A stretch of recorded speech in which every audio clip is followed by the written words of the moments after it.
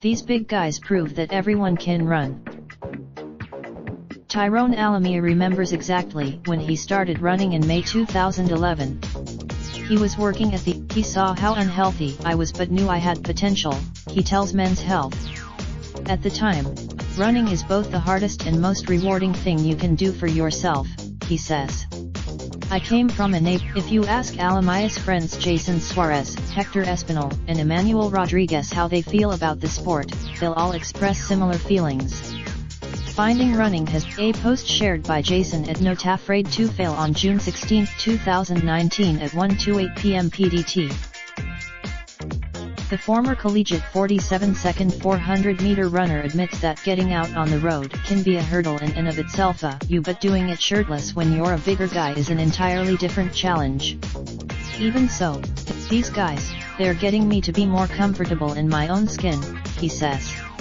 What I was able to do for Espinal, running you and doing it with his shirt off you is a no-brainer at this point. Would you tell that to it? Now, they guys are making an impact on others. Founder of, For the People Who Look at Me and Wonder if they can run, too, you've gotta ask yourself why not do it now? He says. Are you stopping? Rodriguez agrees. I want to touch people. These guys are strides ahead of most men when it comes to embracing their size and the body positivity movement. That 38%. Most guys have an unattainable cultural ideal that being tall and muscular equals strength, which creates internal discomfort, consternation, and negative emotions, all of which then can lead to serious health problems, says PhD, VP of Movement, Research, and Outcomes at Alsina. Most think that, as a 300-pound runner, Alamiah thinks that there needs to be more of a dialogue about what the athletes you don't see on magazine covers need. Look at almost and, for Rodriguez, that's a resounding yes. Catching his breath, I just want to run, says Rodriguez. No matter what as for what's next for these four athletes?